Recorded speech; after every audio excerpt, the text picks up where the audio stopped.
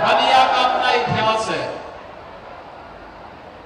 और लोग पता नहीं जैसे भी हो लोग कहते रहे हैं कि बलिया के लिए अनुशासन का कोई महत्व नहीं होता।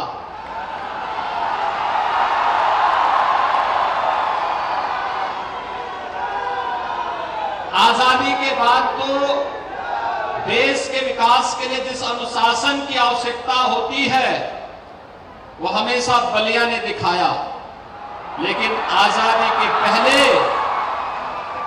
आज से नहीं, आज तो जन्माष्टमी का दिन भी है और मैं सौभाग्यशाली हूं कि जन्माष्टमी के दिन बलिया बलिदान दिवस एक साथ मिला और एक साथ आयोजन में मुझे आपके बीच में आने का अवसर प्राप्त हो रहा है।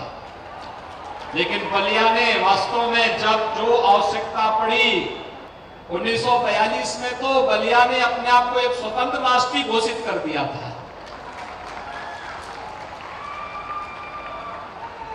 और यहां पर तात्कालिक आवश्यकता के लिए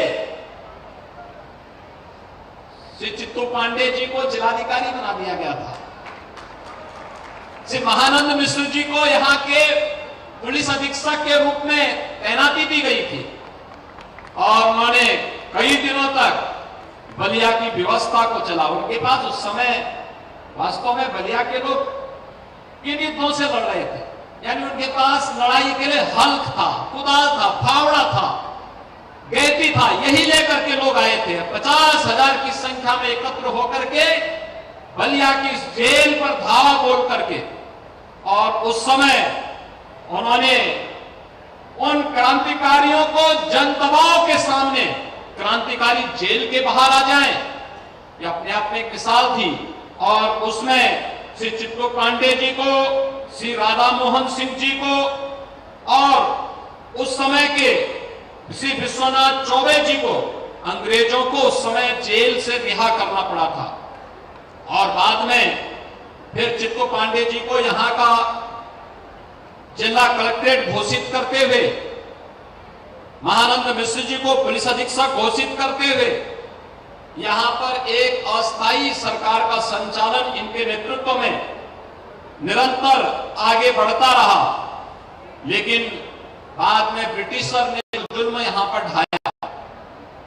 यहां के सुखपुरा में, बांसटी में, चोरवा, रसड़ा, नरही, चित्ता गांव आदि स्थानों पर 84 ऐसे क्रांतिकारी जिन्होंने देश की आजादी के लिए उस आंदोलन में भाग लिया था, उन्हें निर्ममता पूर्वक गोलियों से भूनने का काम उस समय ब्रिटिश सरकार ने किया था। चित्तू पांडे जी को, महानंद मिश्र जी को, राधा मोहन सिंह जी को, जगन्नाथ सिंह जी को, रामानंद पांडे जी को, राजेश्वर त्रिपाठी जी को, उमा शंकर जी को, विश्वनाथ मर्दाना जी को, विश्वनाथ चौबे जी को, इन्हें ब्रिटिश हुकूमत ने फिर से जेल में डाल दिया था। और ये जो बलिदान था, ये जो त्याग था, यह बलिया को एक नई पहचान देता है। बलिया यहीं पे चुप नहीं बैठा। देश की आजादी की लड़ाई के बाद हर एक और विकास के बारे में लोग चिंता करने लगे।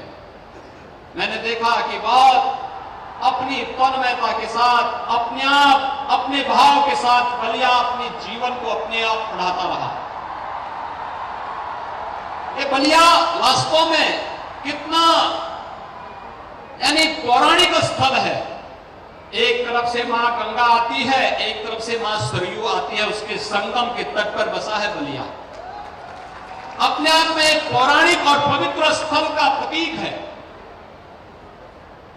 और एक वही पवित्रता यहां के भावों में क्रांति के रूप में झलकती है। जब इस देश के आजादी के बाद जब भारत के संविधान के गले को, लोकतंत्र को दबा करके कुचलने का कार्य कुछ लोगों ने किया था, तब भी बलिया ने ही हुंकार भरी थी और स्वर्गीय श्री जयप्रकाश जी के नेतृत्व में इस लड़ाई को आगे बढ़ाने का काम किया।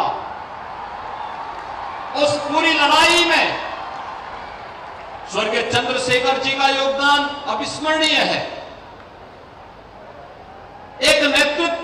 क्षमता और उसकी कसौटी क्या हो सकती है?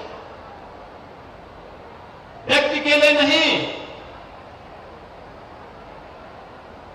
अपने परिवार के लिए नहीं, अगर एक आम नागरिक के